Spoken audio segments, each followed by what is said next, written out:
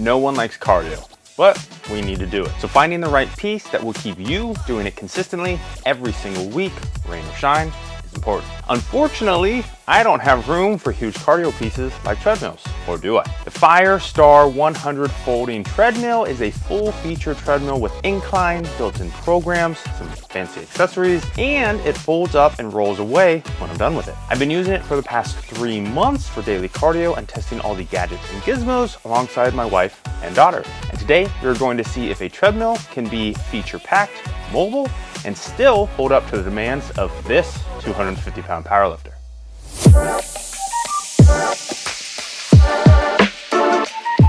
What's up everyone, Joe Gray here today to talk about the FEIER Star 100 Folding Treadmill.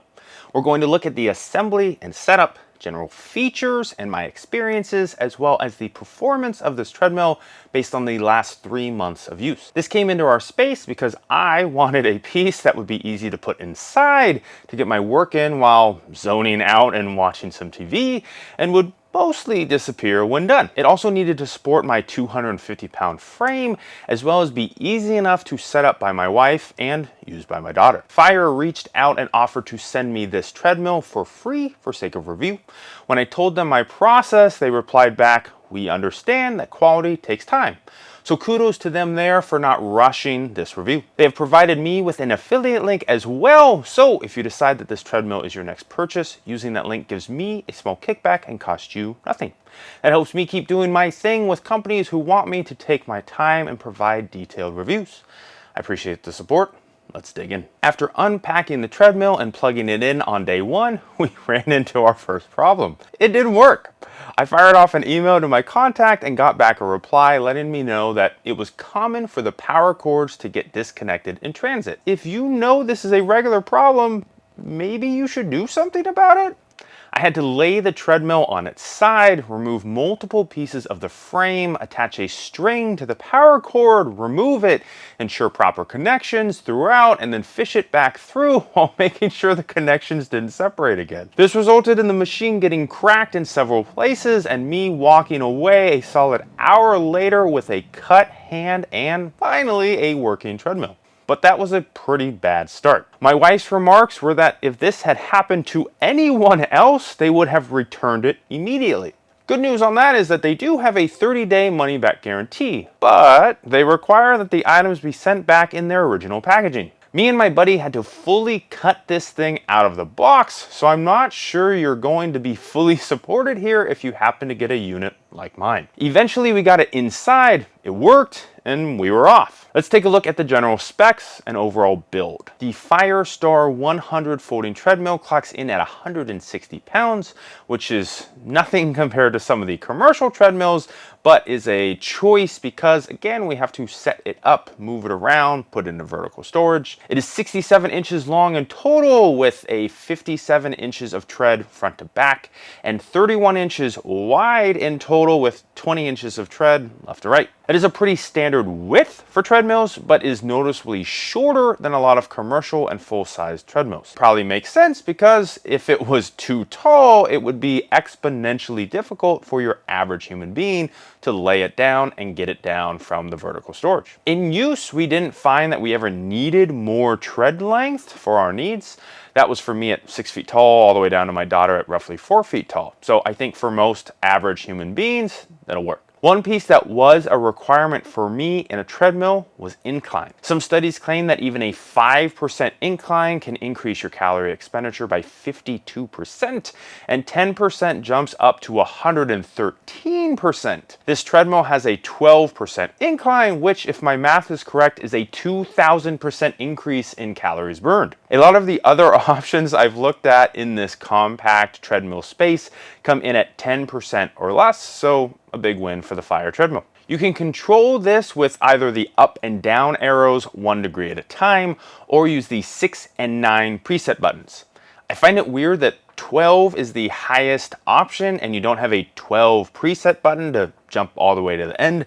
I regularly only use this at the 12 incline, so I have to hit the 9 and then hit the button 3 more times. To me, it would make more sense to have one in the middle and one at the end to jump back and forth. Even though I am right at the weight limit for this treadmill, it never seemed to struggle to run at full incline or even adjust different heights while in use. The treadmill has a 2 horsepower motor with a maximum speed of 11.2 miles per hour. A typical commercial treadmill has somewhere around 3 horsepower. The DC motor here is going to plug into a normal outlet, but might wear out faster, especially for bigger athletes pushing the speed limit. In my typical walking use, I was hovering around 3.5 miles per hour. When I jumped up to the 5.6 setting, I was going pretty good. I'm not a runner outside of chasing the kiddos around on the soccer field, so my fellow large and in charge powerlifters out there, you're probably good to go and can comfortably stay well below maxing out that speed. While the motor seemed to be fine, the frame itself seemed to struggle quite a bit. Even at lower speeds, this thing had a lot to say about it. And once we got going faster, it was pretty much all over the place. Considering the frame is plastic, I have concerns that this much movement over time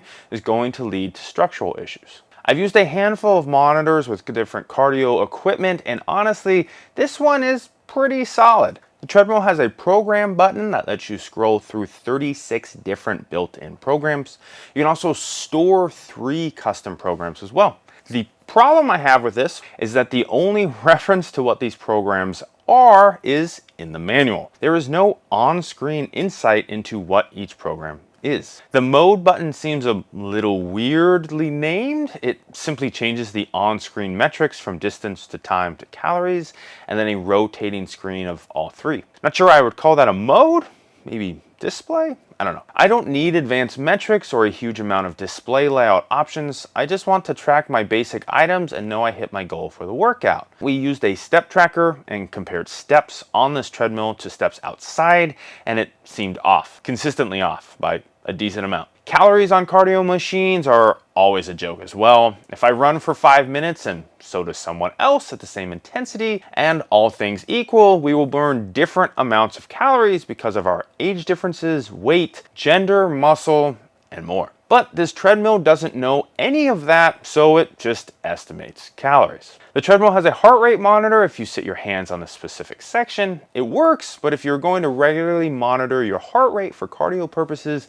you probably need to invest in something a little more consistent. A good watch will likely get you a better step tracker, track calories better, and keep historical data around your heart rate as well. I think these features aren't terrible to include. I'm not upset that they're on the machine. I just don't think that they are particularly helpful for the average person. I'll add in that this treadmill also has Bluetooth and can sync with apps like AnyRun, KinoMap, Zwift. This powerlifter doesn't even know what those apps are, but if you are a serious cardio fanatic, they got you covered. The main frame has a wireless charger for your phone. A lot of people will probably want to watch something to make their cardio a little less meh. There are 2 problems though. First is that most people don't watch things with their phone on a flat surface. They have this ridge up here for holding it in a more appropriate position, but it can't charge here. So you're only going to get the wireless charging if you're using it for, let's say, music purposes. Kind of. I actually struggle to use it for wireless charging at all. Problem number 2. When I sit my phone on the wireless charger and start walking, my phone bounces around too much and eventually completely stops charging. So the wireless charging is kind of a bust overall. Storage was a crucial factor for us in choosing a treadmill. If it wasn't for space constraints, I'd do what my dude Ashton at Freedom Fitness Equipment recommends: buy a used commercial treadmill off Marketplace. While the FEIER Star 100 treadmill does fold up and store away, it is far from well executed. Step 1 is to lower the treadmill from vertical storage to the floor. Remember, this treadmill weighs 160 pounds and it is 5.5 feet tall when stored vertically. The felt weight is roughly 60 pounds, largely because the majority of the weight is going to come from the motor. Step 2 is to unlock the frame with the safety release handle. This handle is pretty cool in concept. It hides away nicely, easy to access, it's even knurled. But I find it unfortunate that stepping on the handle doesn't release the frame from the lock. You have to simultaneously step on it and lift the frame from the locking position, which, especially in tight spaces, can be a bit of a juggling act. Step 3 is to bring up the final portion of the frame. You lift underneath it and bring it back until you hear an audible click for the lock. We've had a number of problems here because one side has never worked correctly and doesn't lock at all, and the other side is actually cracked, though it is still technically working. If this function was to break completely, you'd still be able to use a treadmill, but not rest on it in use at all. Step 4 is to bring the monitor up, which is fairly simple.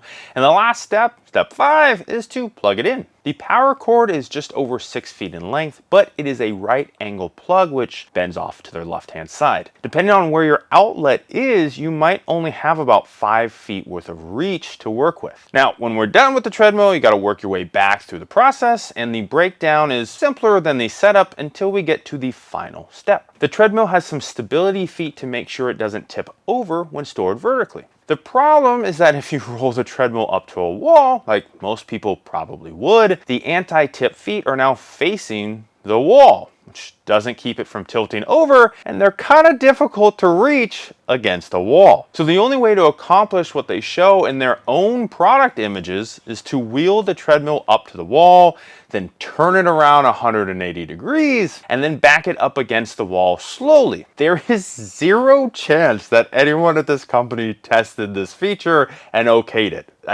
There's no way. So we have some pros, we have some cons. I'm going to hit you with one final big con, and that is the overall structural integrity of this piece. The handle that controls the lock for storage gets stuck to the point where a few times I thought it was completely broken and we just had a dead treadmill. The frame is damaged in multiple areas, and a couple of those areas are vitally important to the treadmill working safely. The hinges and tabs for the main frame to lock in place are plastic and already showing issues, and they get used every single time you set up the treadmill. Some of these issues are cosmetic, while some of them are full-on requirements to use the treadmill at all. And the kicker here is that right now this treadmill is listed at $1,500 on their website. If I'm spending around $1,500 of my own money, I'm probably going with a more well-known name in treadmills and grabbing something from Soul. Or my friends over at Marake have one for under $500.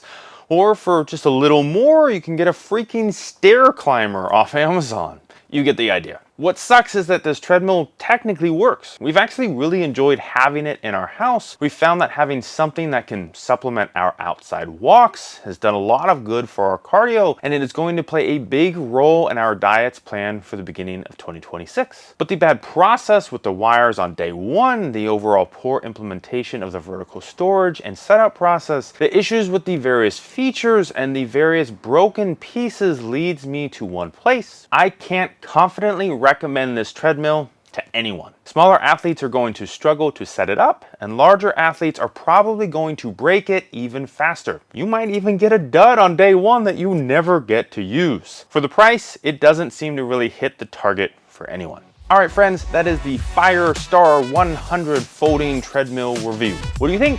Are the negatives not that big of a deal? Maybe you still considering this treadmill? Is this a big swing and a miss? Let me know in the comments below. If you are looking for a different cardio solution, you can check out this video right here. And if you want to make sure you don't miss anything I'm working on, behind the scenes details, exclusive training tips from coaches and lifters, first thoughts on new products, sales, and more, sign up for my newsletter. If you liked the video, hit that thumbs up, subscribe if you haven't already, and I'll be back with more home gym awesomeness for all of you very soon.